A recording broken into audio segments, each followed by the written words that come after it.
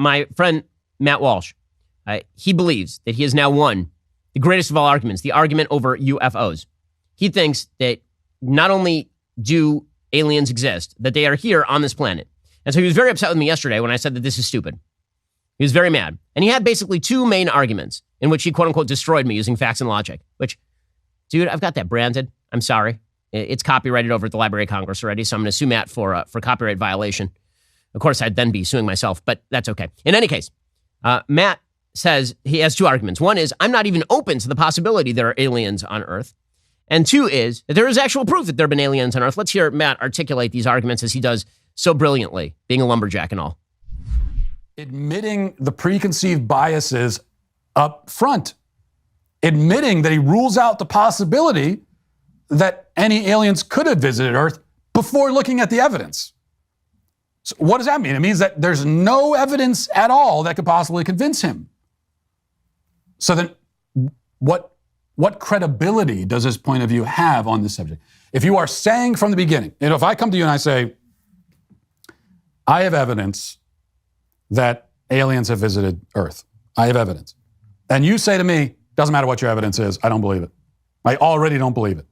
Well, okay. See, when I show you the evidence and then you say, yeah, that's not convincing. Well, you were already committed to that response. You were openly committed to that response before you looked at it.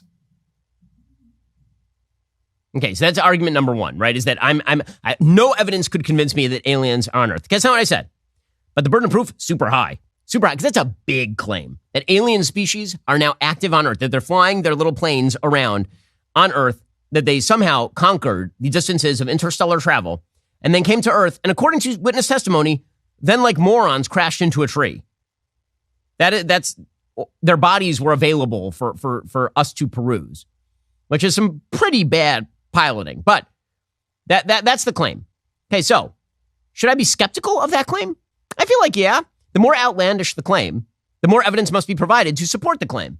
So if you were going to claim that a giant green monster the size of a dragon emerged from your toilet and then proceeded to burn down your local city, and I said, I'm going to need to see some evidence of that. And you're like, well, one time a guy took a shadowy photo on his radar, I might be like, well, that's a big claim and it is not supported by the evidence you have thus far presented. So could you present me with evidence that aliens have been here? Sure. In fact, I think the government sucks at pretty much everything. So it seems to me quite plausible that if the evidence existed, that not only would we know about it, we'd see a lot of it and it would be pretty credible, which brought us to Matt's second argument, which is there is evidence. How dare you? Because again, I'm not saying that you couldn't show me evidence to convince me that alien life is on Earth and is zipping around. Like you could, but I'd need an awful lot of it and it would need to be super credible. And there are several plausible explanations. I say, let's take this logically for just a moment to destroy Matt with facts and logic. So if I say to Matt, there's a bunch of dirty dishes in the kitchen. I leave them in the sink. Okay, well, I won't even tell you if I left them in the sink. There's just a bunch of dirty dishes in the kitchen sink.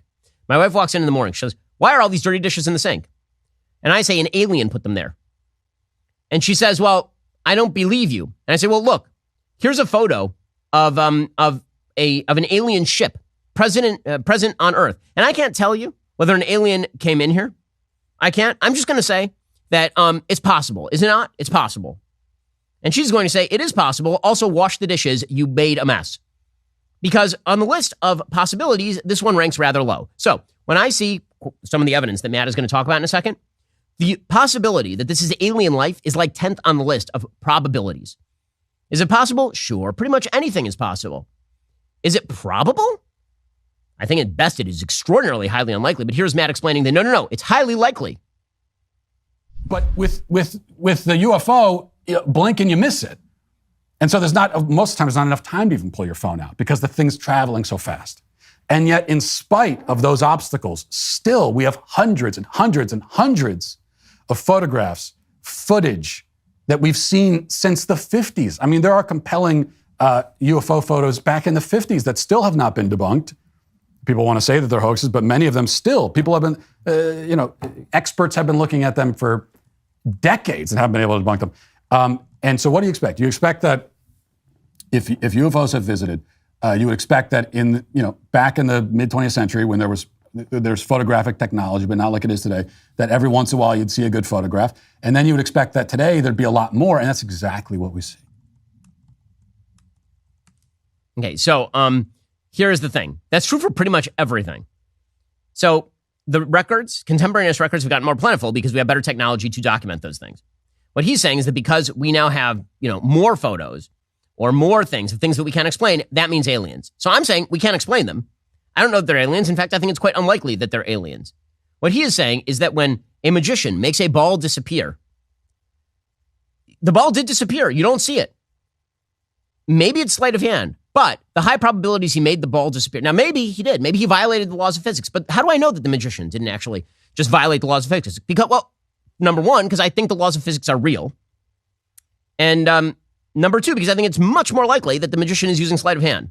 So when Matt says, they see objects in the sky that seem to defy the laws of physics. So first of all, right away, I'm going to go skeptical. Why? Because I think the laws of physics are things that exist, and they exist here on Earth. And that means that if something is defying the laws of physics, it is more likely that my eyes are deceiving me than that the laws of physics are being violated. Right? Because they're laws.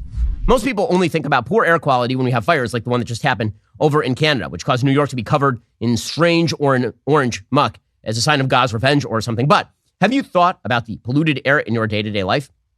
You and your family's health may be affected by the air quality in your home. Allergens and germs floating in the air you breathe can make you sick. But the good news is that there is technology out there that helps you purify your living space easily and affordably. With EnviroCleanse, you'll never have to worry again. EnviroCleanse is an in-home air purifying unit designed to destroy cold and flu viruses, allergy-inflaming toxins, mold, and even more. EnviroCleanse promises far fewer colds, allergies, and better sleep. They even give you a free air quality monitor to test the difference in your own home. If all home air purifiers are the same, why exactly did the U.S. Department of Defense select EnviroCleanse to protect and purify the air on board our Navy ships? Their air purifiers come in all sizes, colors, and prices to fit every single budget. And they offer additional products like surface cleaner and laundry detergent. EnviroCleanse is the air purifier we use in our studio.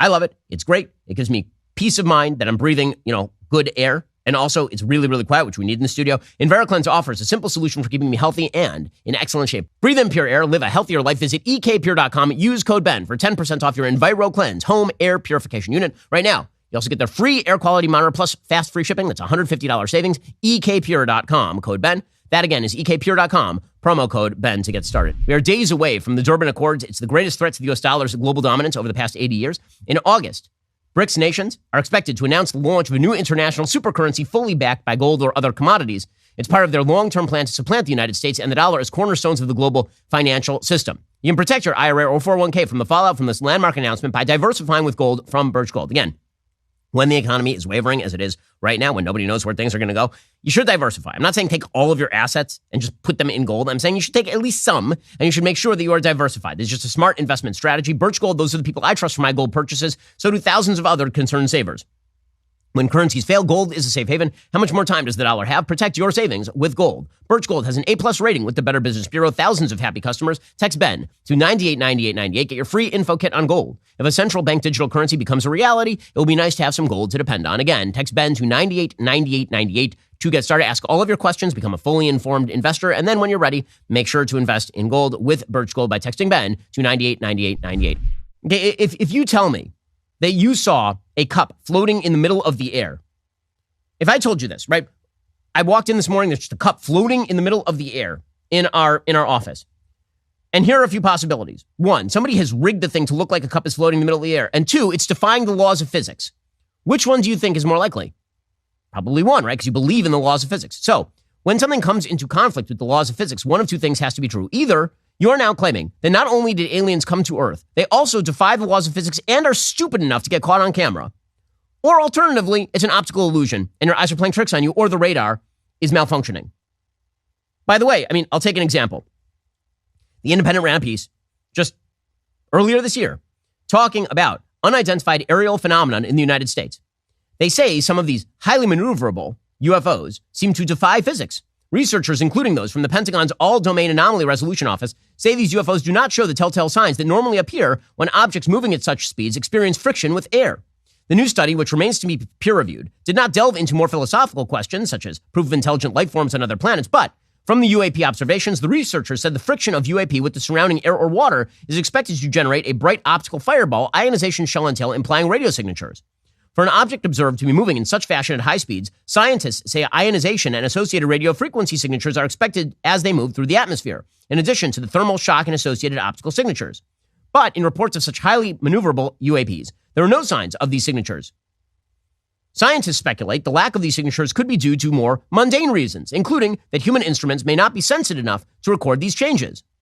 The lack of these signatures could imply inaccurate distance measurements for single-site sensors without a range gate capability, say researchers. Typical UAP sightings are too far away to get a highly resolved image of the object, and determination of the object's motion is limited by lack of range data. So, this could be a sensor-induced optical illusion. So, those are the possibilities. Either there is indeed a ship violating the laws of physics, which are laws because they're, real, or it could be that the sensor data is malfunctioning. So, if you step on your scale this morning and it says that you are 100,000 pounds, one of two things is happening. Either you are violating the laws of biology because you as a human being cannot actually live being 100,000 pounds, or your scale is malfunctioning. Which one do you think is more likely? Again, this is a question of likelihoods, Matt. It's not a question of for sures, because I don't know for sure. All I'm saying is that the evidence you're presenting me is going to have to be better than a guy saw a shadowy image that appeared to defy the laws of physics. Probably it's aliens. Maybe it's demons, as Michael says. Are you tired of the lies and the twists of the mainstream media talking points? Yeah, me too. Join me in my newest series, Fact, where I dismantle and bring truth to this tiring mainstream agenda.